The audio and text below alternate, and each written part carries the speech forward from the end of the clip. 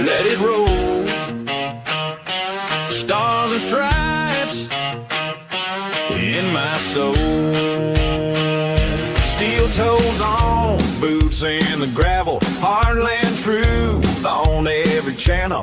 Open Bible, flag on the wall. We say what we believe or we don't talk at all. This is red, white, and raise hell. Cowboy hat, church bell can't scare us into silence. We were born to rebel from the back road to the beltway. We won't fade, we won't fail. Proud, loud, standing tall. Red, white, and raise hell.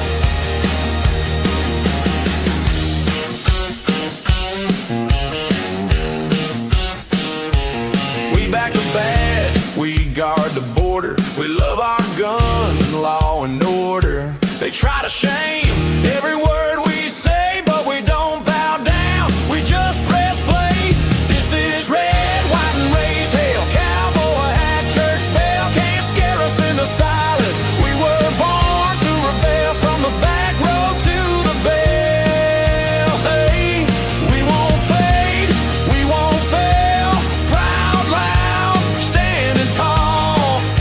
Red, white, and raise hell.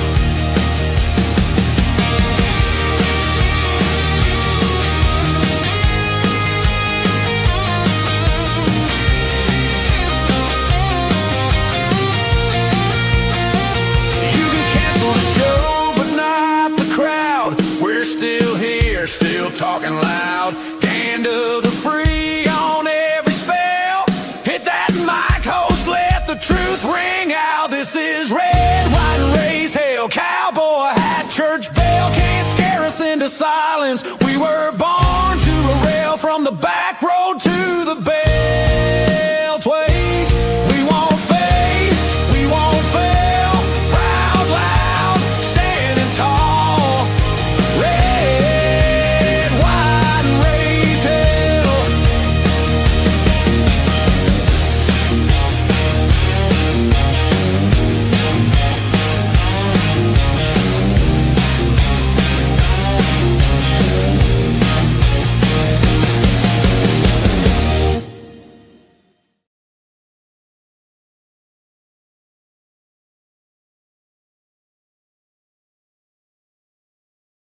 Moment. There we go. Now you can see me and hear me. Good morning, everybody. Thanks for being here. You know why you're here. You know where you are.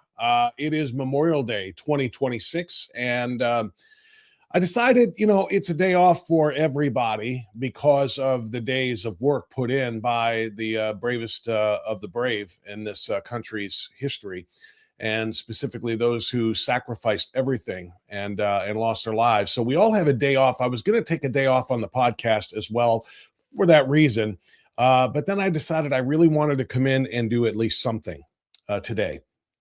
And what I wanted to do and what I want to do and I'm going to do is going to be just an hour instead of 2 hours. And the reason why is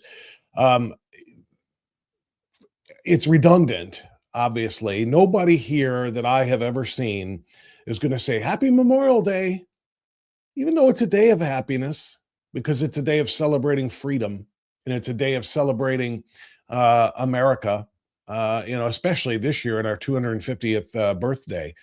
It is a happy day, and we're going to go to parades. That's one of the reasons I'm going to do an hour is I've got to get my family ready to go. We've been going to our local parade for about 25 years now. And barbecues and fun time and going to the beach if it's warm enough and all that kind of thing on Memorial Day is a common thing. And that's wonderful, but we don't say Happy Memorial Day because what we mean to say is solemn, commemorative, blessed Memorial Day as we think about why we have the freedom to do the barbecue, to do the beach, to do the whole, the parade and the whole 9 yards, everything that we do. And so what I wanted to do today is just to kind of come in and talk about some of the unsung heroes. That's literally what I want to do for an hour. I've got the story of 5 individuals chosen from 5 separate wars that I just kind of figure I would talk about, who they are and what they were and what they did and, the sacrifices that they made. I wish I could give you an update, by the way, on the current situation with respect to um, the war with Iran, if we're still calling it a war, because, we keep getting this whiplash effect. President Trump on Saturday, according to all of the news reports, along with Secretary of War Hegseth and Vice President Vance, all stopped what they were doing and raced back to the White House, to the Oval, and into the Situation Room, I guess, as if we were going to see some real breaking news about the end to the war in Iran, and that we got the deal that we wanted and so forth. And we didn't get that. Excuse me. We didn't get that. And here we are on Monday, Memorial Day Monday, and the latest headline is that President Trump is expecting a deal with Iran in 5 to 7 days. So, there's been a whole lot of hope and hopefulness, quickly dashed by not so much. And the question is whether or not we're going to have to follow through with doing this the hard way. And we don't know where that's going to be right now. So that's the update on the state of war today, where we are. But I want to focus on wars of the past. And like I said, I've chosen 5 individuals, and I just did a little bit of digging. 5 individuals that you may or may not know from 5 of our previous wars, starting with the first war of this country, the first war for this country, for building this country. So I want you to just kind of settle in. Please do your normal thing. If you're in the chat, please do that. I see a lot of people are taking the day off today too in the live chat. And that's okay. It's expected. That's why I'm only doing an hour today. But do your normal thing and enjoy yourself, and and have some conversation and so forth. But try to listen to the details that I'm going to share with you, of the individuals that, like I said, that I've chosen to feature.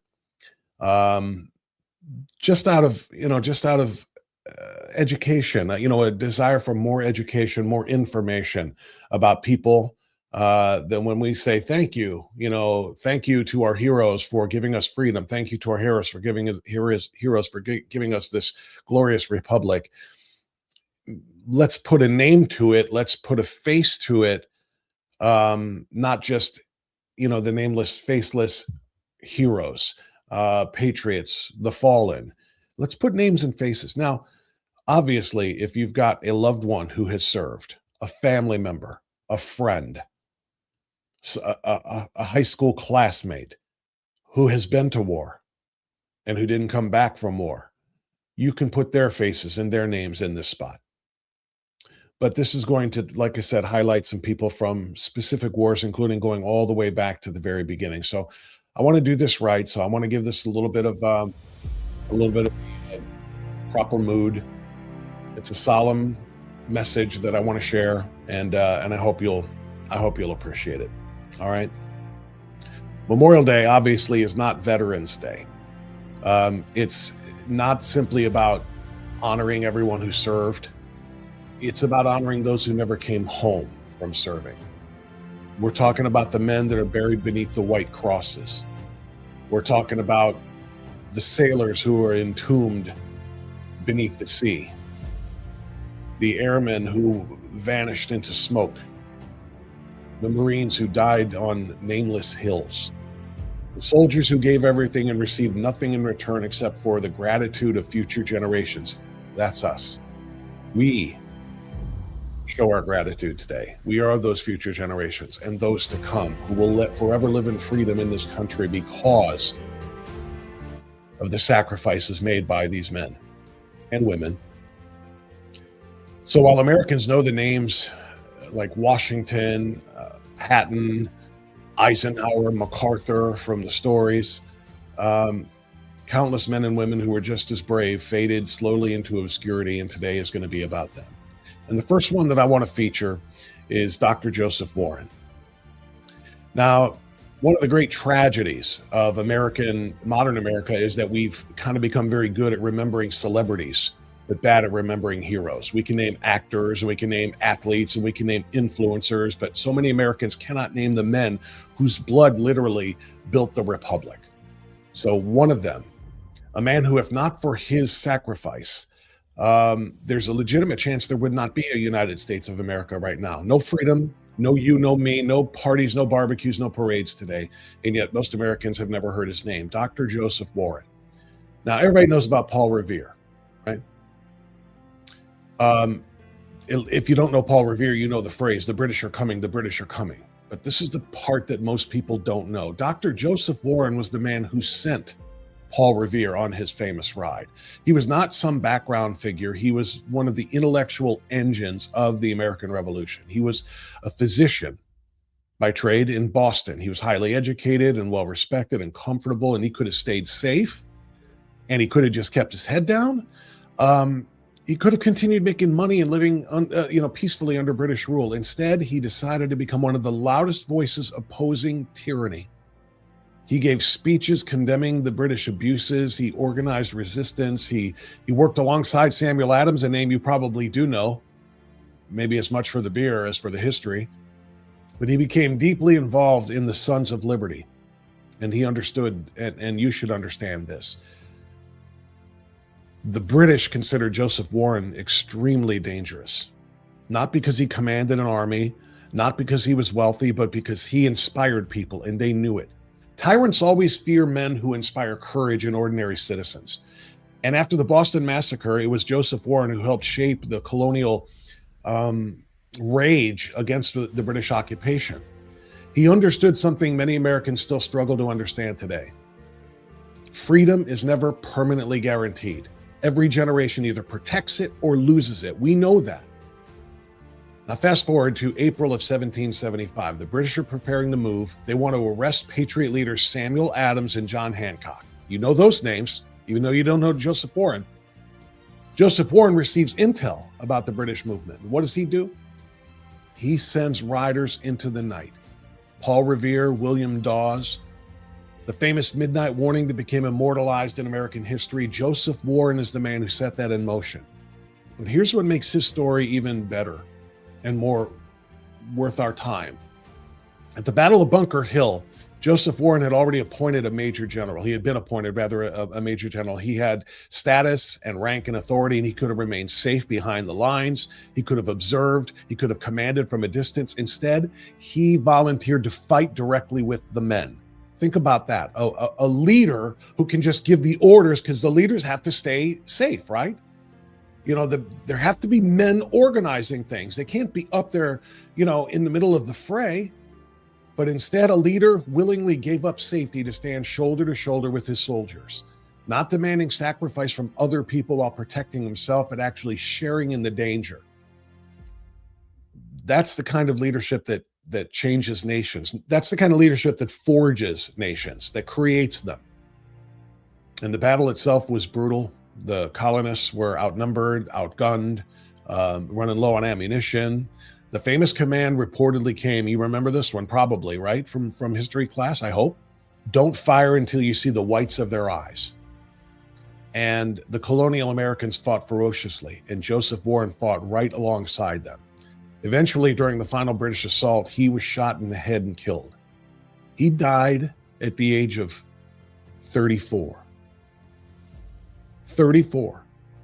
Most people at 34 are still figuring their adult lives out. Joseph Warren helped launch a revolution. And here's the part that tells you how much the British feared him. According to historical accounts, British officers and troops mutilated his body after the battle. That's hatred and fear that are kind of next level of somebody.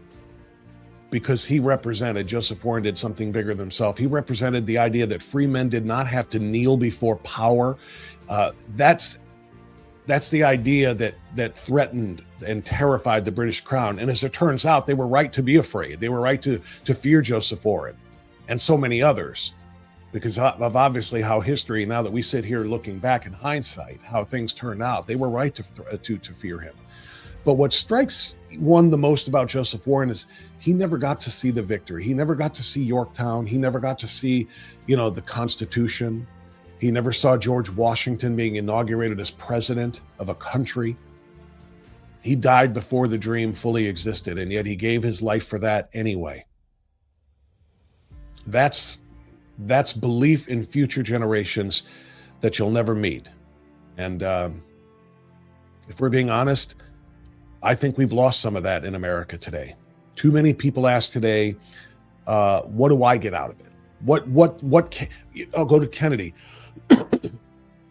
Ask not what your country can do for you, but what you can do for your country. Far too many ask what the country is doing for them now. And probably no one in this room, probably no one watching this live stream or this podcast, because people here get it, but so many that have their hands out, and in fact, they're not even waiting for the handouts to come from the government. They're robbing the government blind. What can I take from the country rather than the country?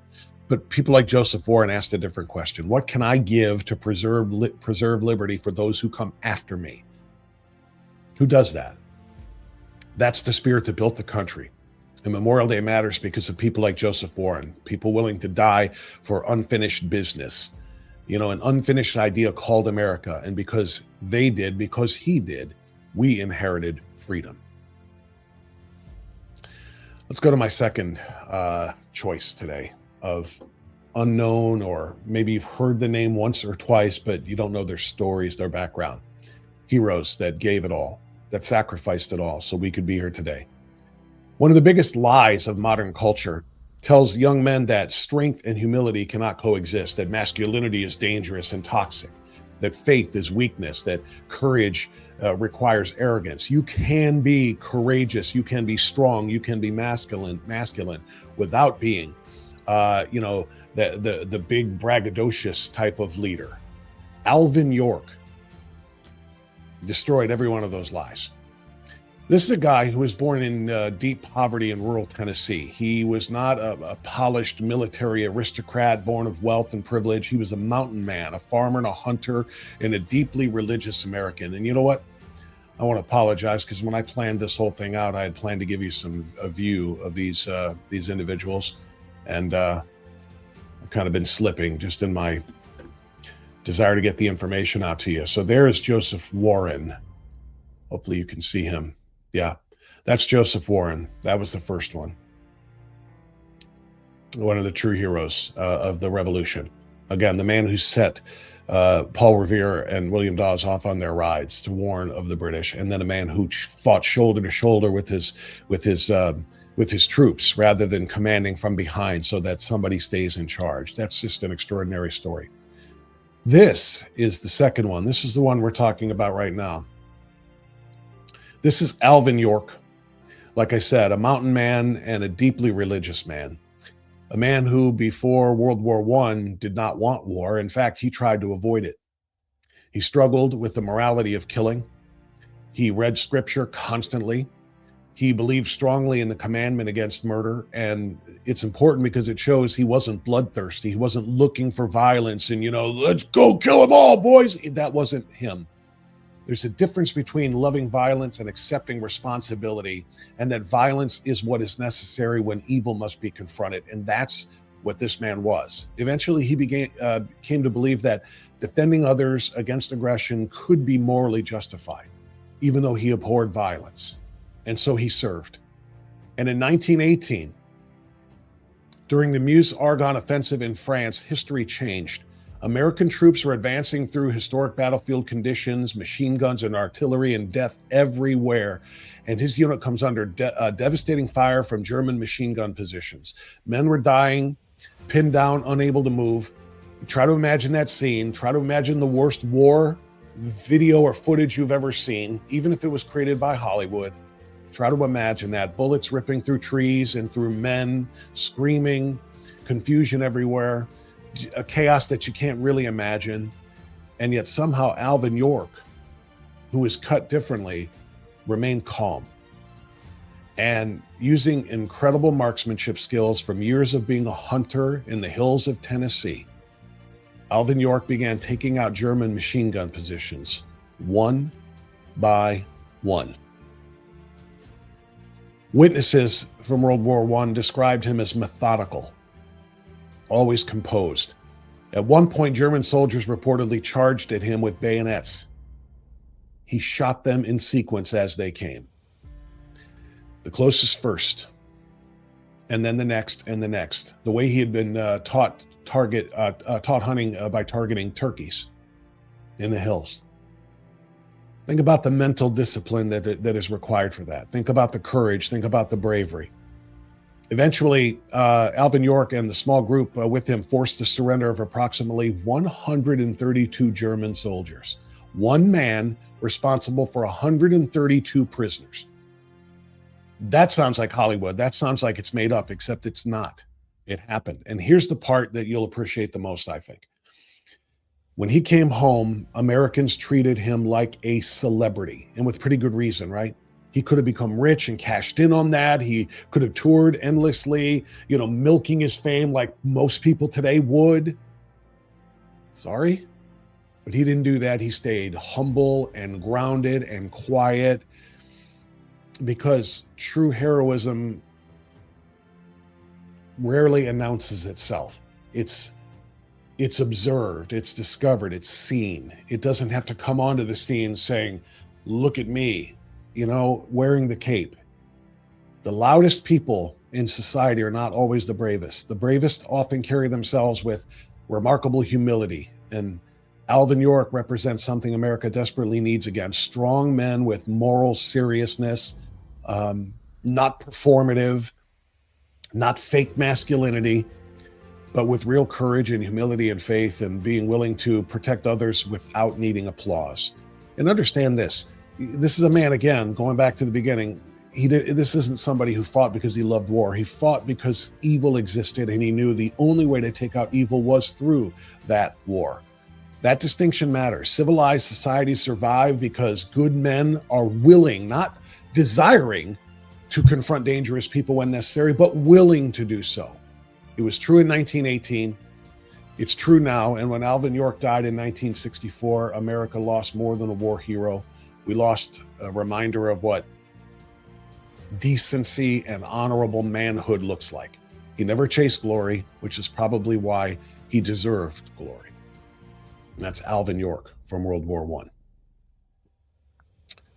The next hero that I want to feature. This is Dory Miller. There are moments in history when ordinary people are suddenly confronted with, impossible circumstances. And in those moments, character gets revealed instantly, not speeches and slogans, but character. And Dory Miller is one of the greatest examples of that in American history. You probably don't know the name. Maybe you do. And if you do, God bless. You're ahead of the game. Doris Miller, known as Dory, was serving in the United States Navy before World War II. Now, we got to remember the era. In the 1940s, America was still segregated. Black sailors were restricted in what jobs they could hold. So Miller served primarily as a mess attendant. That means he cooked. He did food service duties at a time of war. He wasn't trained for major combat. But then December 7th came in 1941. Pearl Harbor happened. And I don't want to go into that. We should probably do a special like this on Pearl Harbor Day to remind everybody about that. But, it's a Sunday morning and the air explodes in Pearl Harbor. Fire and chaos from all sides. Japanese aircraft attacking the Pacific Fleet. Bombs fell, ships exploded, men were trapped below decks. The harbor itself was on fire, became an inferno. Well, Dory Miller was aboard the USS West Virginia that day. And immediately he began helping wounded sailors.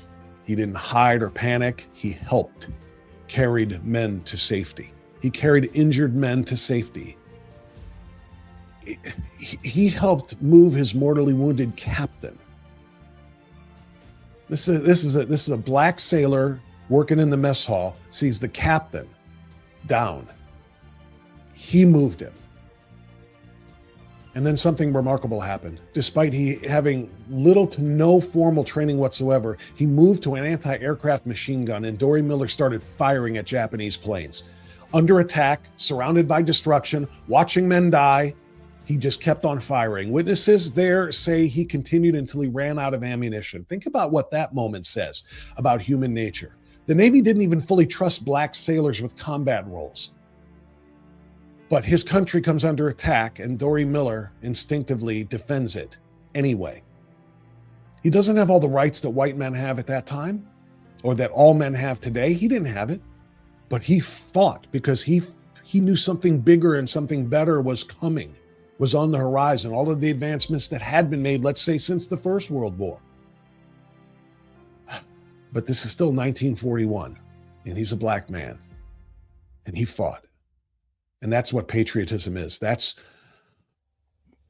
not transactional patriotism. What can you give me? I'll give you this. I'll fight for you if. No, he did what he did because he loved country. He loved his fellow sailors. He loved people. That's genuine love of country. And there's something profound about that people need to know about. And a lot of people don't know. He served a nation still struggling to fully recognize his equality and gave everything he had to defend it. And that's extraordinary. Eventually, Dory Miller became one of the first widely recognized black heroes of World War II. He received a Navy Cross, but he never got the full life that he earned, because in 1943, 2 years after his heroism on Pearl Harbor on December 7th, while serving aboard the USS Liscum Bay, actually, I'm trying to remember the name of it, Liscum Bay. The carrier that he was on was hit by a Japanese torpedo. The ship exploded and sank, and Dory Miller was killed. He was 24 years old. 24. And that's one of the, most heartbreaking things about Memorial Day. So many of the dead were incredibly young. Young men with futures and with dreams and, with families that were never built. They never got a chance. Children they never got to meet. But because people like Dory Miller and so many others did, their jobs, they stood their post. They grabbed the machine gun. They did what they could do, what they had to do and what they could do. Because of that, here we are today, getting ready to go to a parade, getting ready to have a barbecue, enjoying the freedoms of America 250. We endured because of people like Dory Miller. And Dory Miller's story also should remind us of something else. Heroism is not confined to class or color or status. History elevates famous people, obviously, but courage appears everywhere. And sometimes it's the not famous person that becomes the hero. Sometimes it's the cook that becomes a warrior that becomes the hero. So when America was burning at Pearl Harbor, Dory Miller answered that call. Dory Miller had no choice. Or did he? He could have kept hidden. He could have kept hoping one of those bombs didn't find him. He's just a cook. He'd stayed down in the mess.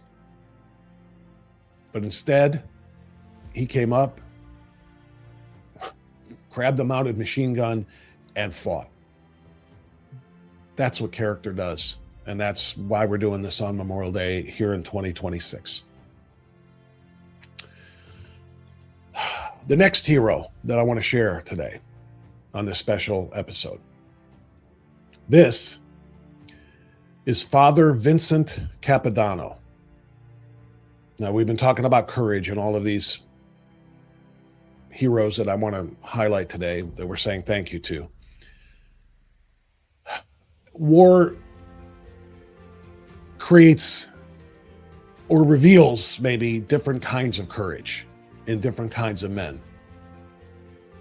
And I say that only as an outside observer because I was never at war. I never wore the uniform, which is why I have such gratitude for those who did. So from the outside looking in, war either creates or it reveals courage that already existed inside of men. Some courage charges enemy positions. Some courage flies into anti-aircraft fire. Some courage storms beaches. And some courage kneels beside dying men. And that's Father Vincent Capodanno. That's his kind of courage.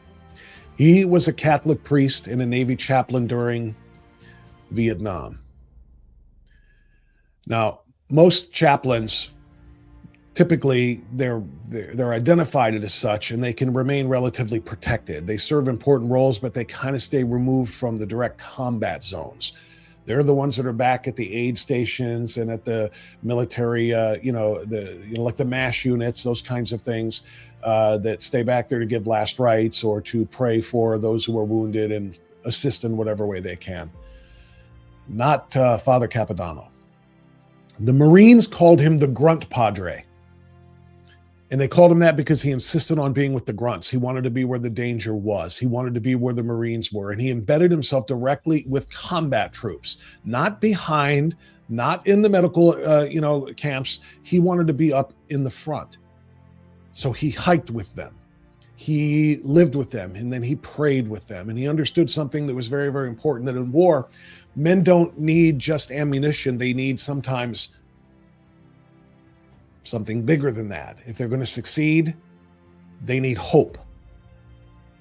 And that's what Father Capodanno knew. Someone to remind them that they're not alone, they have not been abandoned, that God goes with them. So try to imagine. We're up to 1967 now in our journey through 250 years. We started it with the Revolutionary War, working our way through World War I, World War II, now the Vietnam War. Imagine 1967, year of my birth. Jungle, heat, fear, ambushes. You've talked to any Vietnam veteran who served in country, especially the grunts, especially the infantrymen. They'll tell you about all these things: the ambushes, the confusion, the terror, the unpopularity of the war back home. Nobody giving these men the respect that they're over there fighting for, that they deserve for what they're fighting for. And in the middle of all of that, Father Capodanno repeatedly exposed himself to danger to minister to Marines. September 4th, 1967, Operation Swift.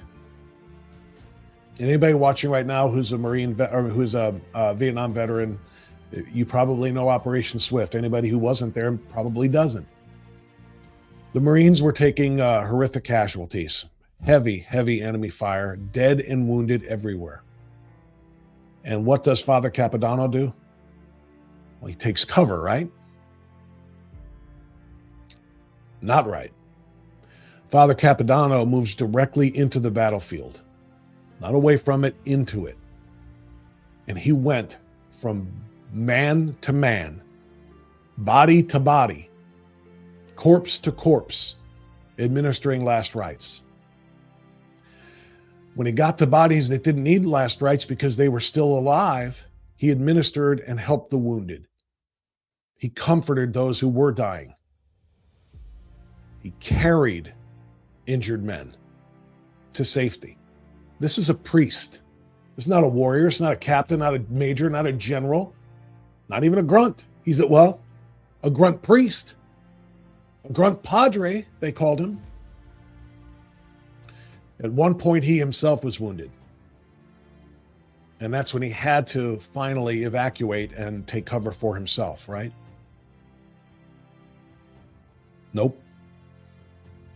Most human beings, it is our natural instinct to survive. Go where we can survive. I'll deal with the rest later, but just get me to a place where I'm not about to die. Nope. Father Capodanno overcame the instinct that told him, go save yourself and survive. He overrode that mental process in his brain. He overrode that. It's like, in a computer, you control alt delete and just, no, I'm changing what's on there right now and I'm doing something different. He believed that his calling was out there still in the field with the Marines, in the jungle with the Marines. Eventually, he saw another wounded Marine exposed to enemy fire. Father Capodanno, already injured, already wounded, moved toward him to protect him. And that's when he was shot and killed. Unarmed, no rifle, a priest. The only thing he carried with him to that moment, not a weapon, he carried his faith. He carried his courage. And honestly, if we're being honest, I'm not trying to denigrate our generation. our time in America 250. But I think modern America struggles sometimes to even comprehend that kind of sacrifice. Does it exist? Absolutely. We don't hear all the stories. Hell, in Iran 3 months ago, 2 men were shot down. One pilot recovered very quickly. The other one had to stay alive for 72 hours, trying to hide himself while also trying to protect those he wanted to come and rescue him. He couldn't just set off his beacon where he was, because those who would try to follow it and come and rescue him would have been slaughtered in the effort. So he climbs up into the mountains, injured, finds a crevasse, and then sets off his beacon, a place where his rescuers could actually have a shot. So it does happen. It does happen today. But those heroes, again, are, well, they're few and far between. They're historic, and that's why we're paying tribute to some of them today. But Father Capodanno knowingly entered gunfire not to kill, but to pray, to comfort. That's moral bravery at a level that like I said, I don't know how much of it exists anymore. It existed then. And here's an important point. Vietnam veterans often, as you know, history now, were treated horribly when they came home. We talk about that a lot. Politics, poisoned their contribution, their heroism to trying to fight for freedom. They didn't make decisions on where to go and when to fight. They just went and did their jobs.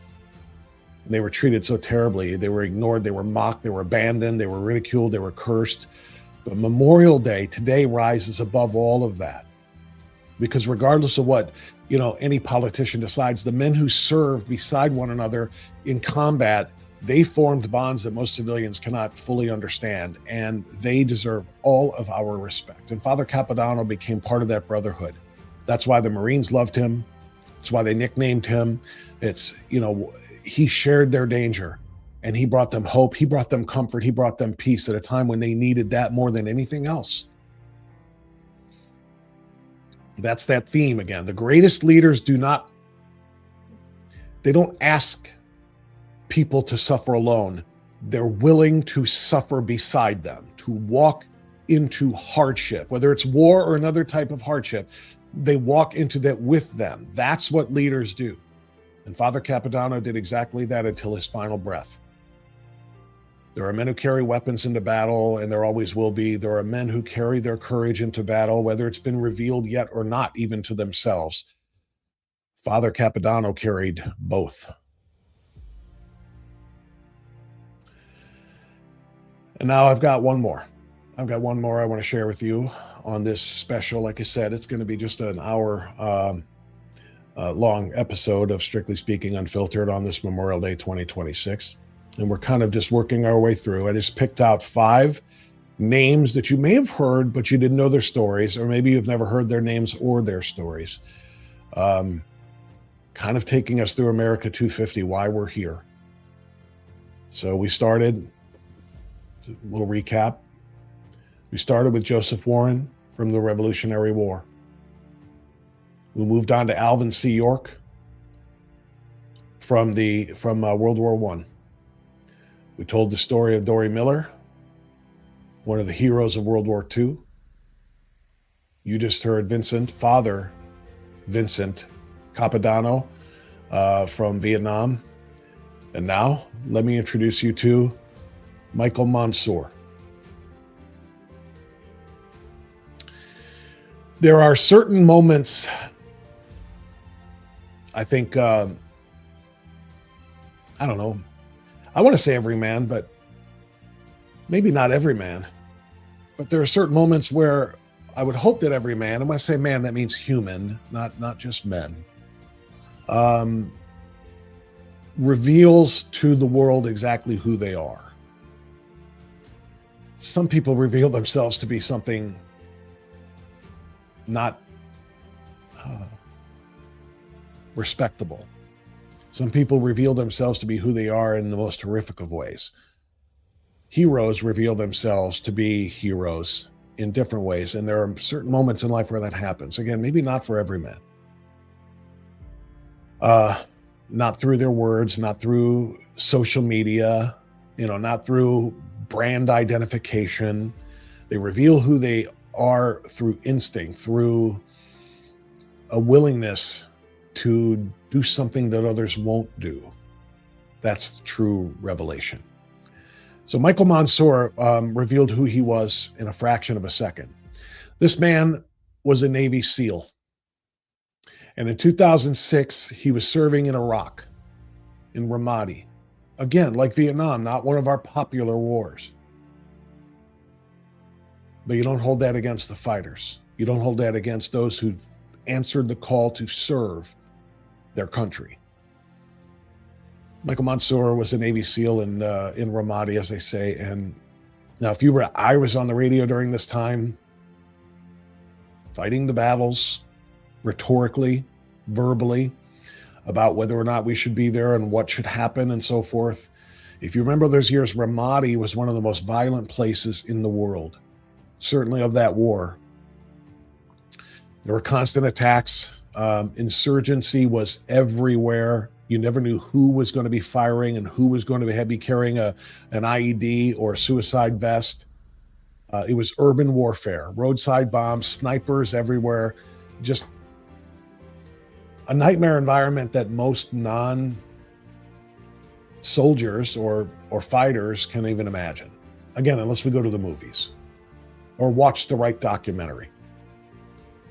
So Mansour and his fellow SEALs were positioned on a rooftop, providing overwatch for operations below. Kind of think Chris Kyle type, right? If you saw, American Sniper, that's Michael Mansour. Suddenly, an insurgent's grenade lands among them.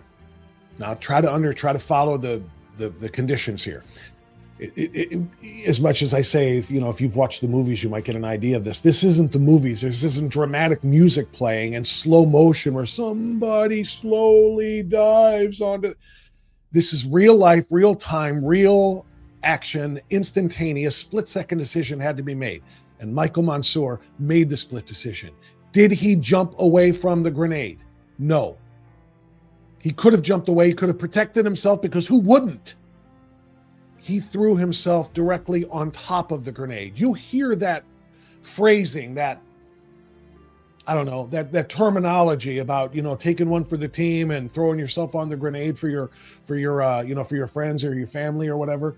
It's kind of just a cliche type of thing. We don't mean that literally, figuratively. I'll take the fire for this one, or I'll take the heat for this one, or whatever.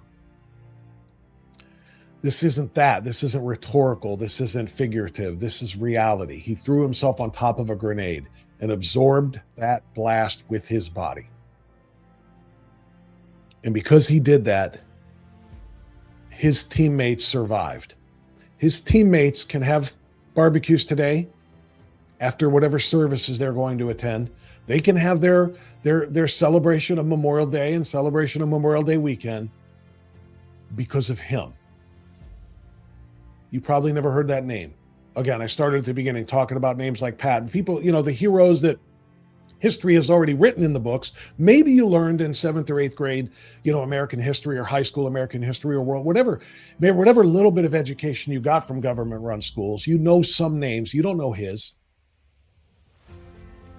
But he is the reason why we're here. He is the reason why we are all here. He and countless others like him.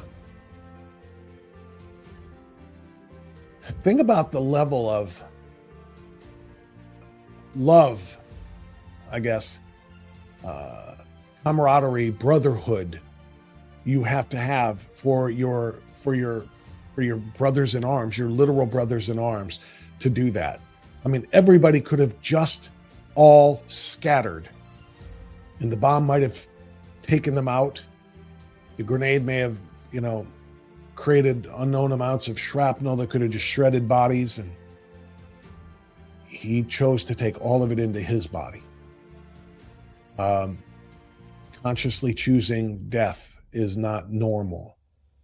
And that's what he did. He made a conscious choice to die in that moment.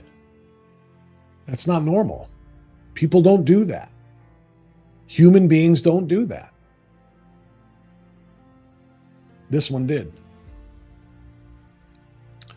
Honestly, I think the reason stories like Michael Mansour's matter, and the reason I chose that one to share today, among many others, um, is because they remind us of what we need to start emulating. That doesn't mean we all have to throw ourselves onto grenades, but his story reminds us of what sacrifice looks like. What sacrifice looks like. Are you willing to sacrifice anything for your country? Much less everything, like your life. And again, that doesn't mean you have to go and enlist. If you do, God love you and God bless you and Godspeed. Because we need fighters. We need heroes. But sacrifice anything for your country. In whatever way that can be. Whatever steps we can take to ensure that what these men that I'm telling you stories about today fought for, that their efforts were not in vain, that the rewards that we all enjoy live on. What are you willing to sacrifice to protect that?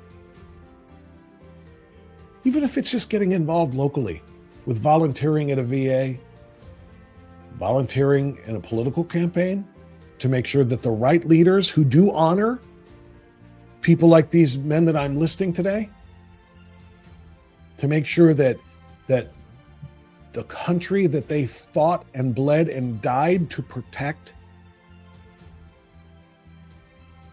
remains a country, that it survives for another 250 and the 250 after that. What we need the right leaders, don't we? Government officials, establishing government policy, representatives of the people, by the people, for the people. That's heroic. That's sacrifice. Can you volunteer an hour or 2 or 3 a week? I ask that of all of us to protect what these men sacrificed. The Republic needs to be preserved. It didn't survive all of those wars because people watched. It survived all of those wars and all of those threats and all of those challenges because men stepped up. They were willing to sacrifice themselves for something bigger than themselves, for people they will never meet. Michael Mansour was trying to protect his team when he threw himself on that grenade. But that team represents millions and millions of us. He was never going to meet everybody that he helped protect when he died. But here we are. And it's the least we can do is to thank him. We're in a culture sometimes that is obsessed with, self-expression and self-interest and self-promotion, but civilizations are preserved by people willing to place other people above their own personal self-interest. And that's what Michael Mansour, Navy SEAL, did, literally. He did it physically. He did it instantly. He did it without a pause. Because somebody had to do it.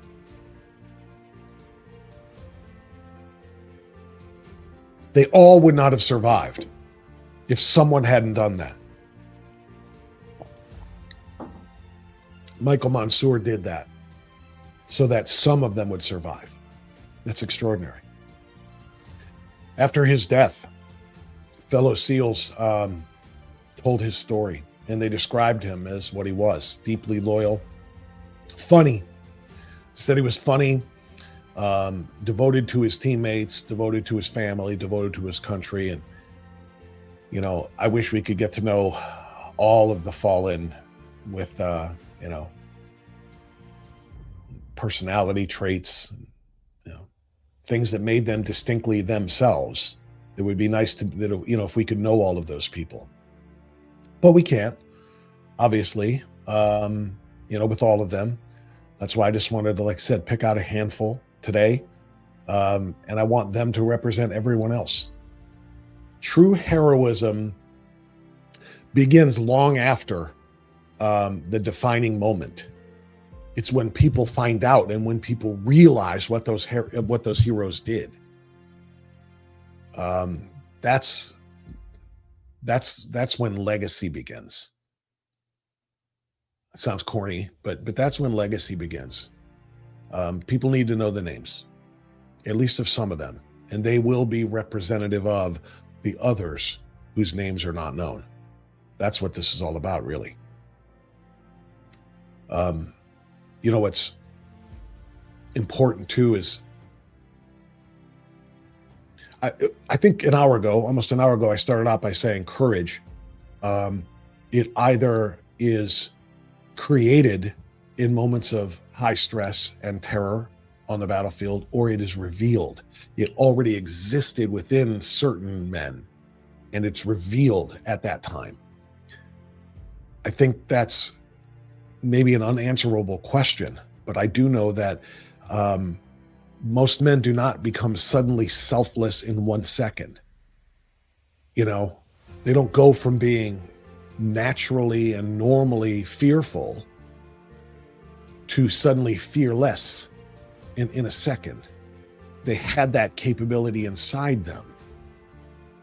And it was only a matter of what was going to bring it out, what was going to reveal it.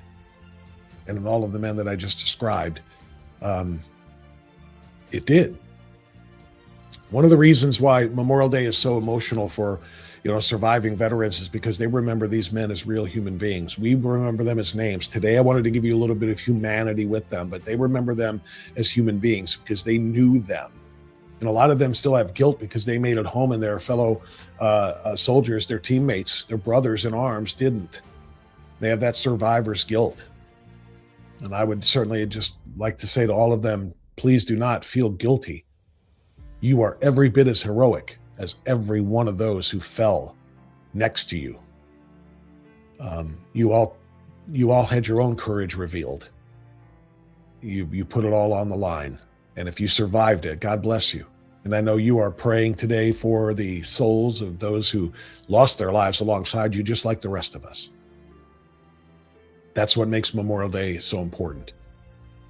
But these men were human beings. These men were, not symbols and not nameless. It's even the picture on the screen right now. He's got his sunglasses on and his mic and his helmet and so forth. And it's a nameless, faceless picture of just quote a warrior end quote. But that warrior is a man, and that man had a family, and that man. You understand what I mean? It's for all of them. We're trying to provide the humanity of this. Think about that person. He had guys that he laughed with, men that he ate with and trained with and trusted, and family members that he did those, things back home with, and suddenly they're just gone. Michael Mansour received the Medal of Honor.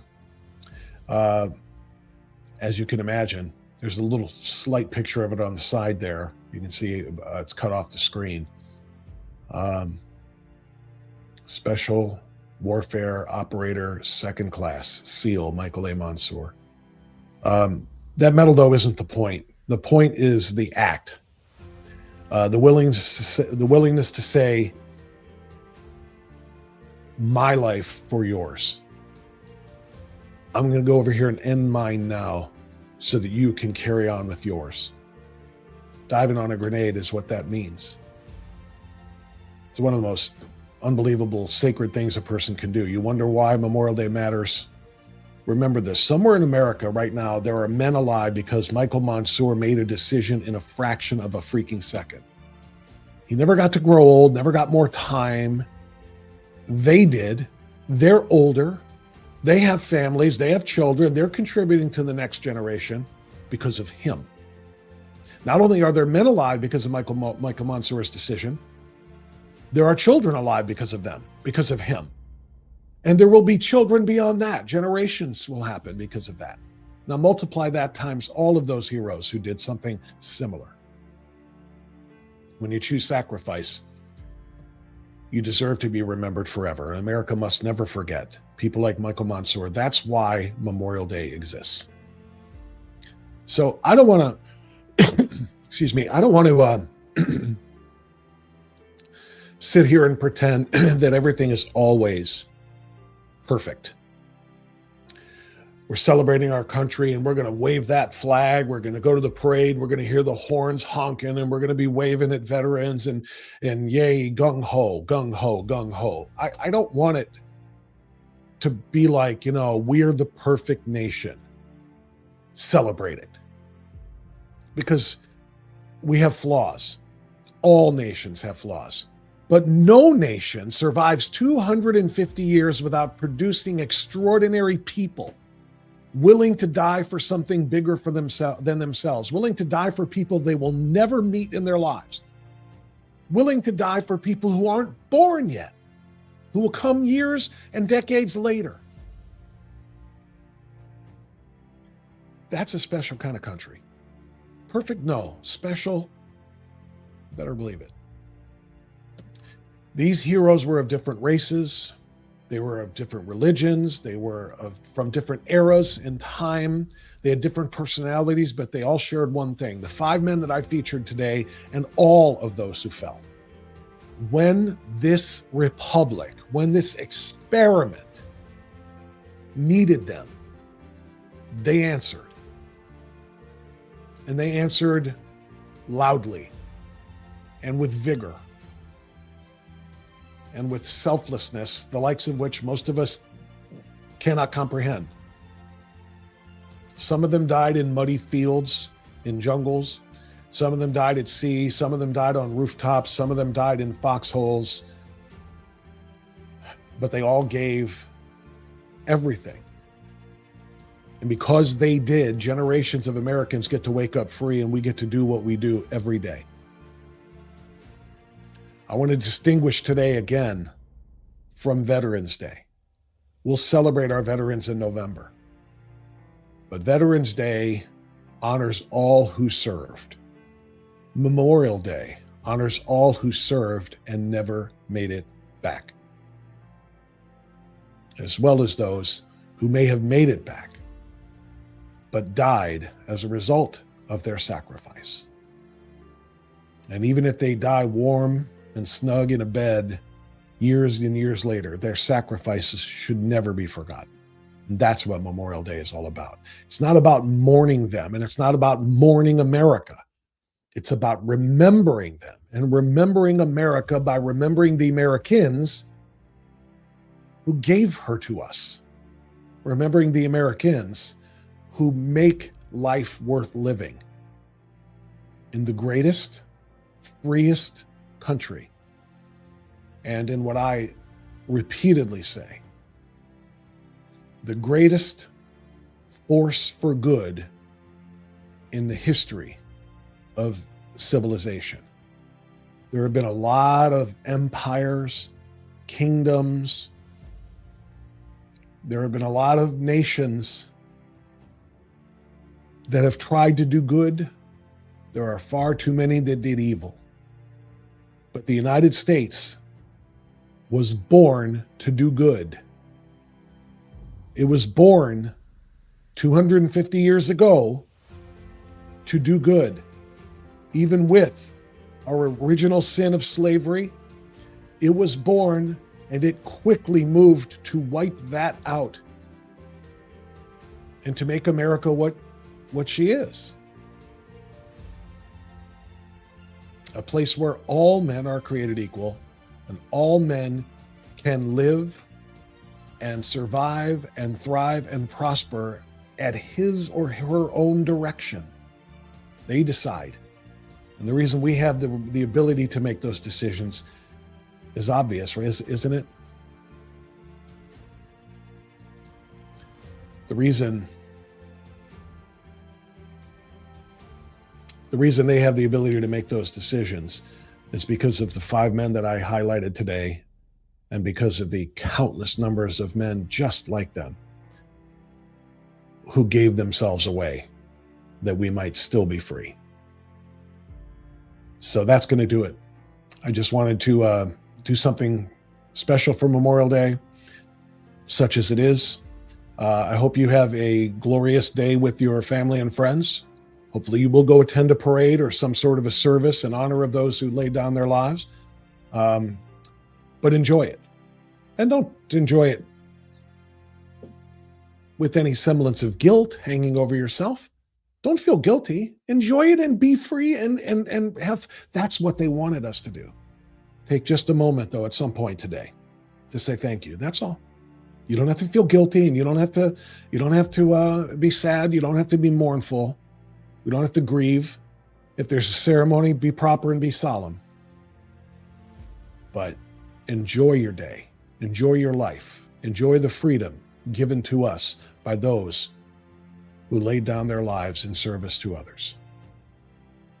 Thank you, everyone. God bless.